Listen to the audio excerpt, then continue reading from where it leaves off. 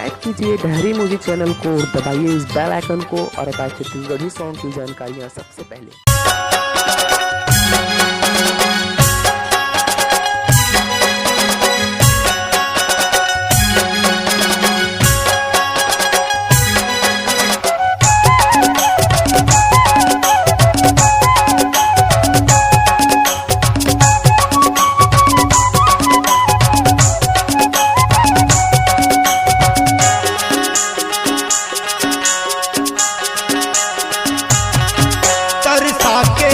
मारे हो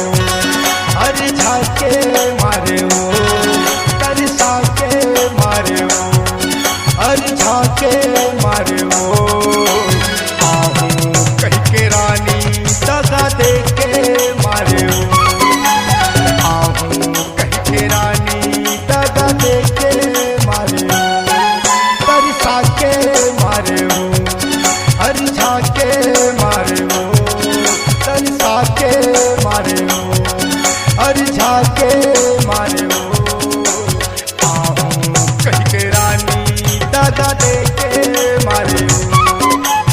आहूं कह के रानी दादा दे के मारे हो।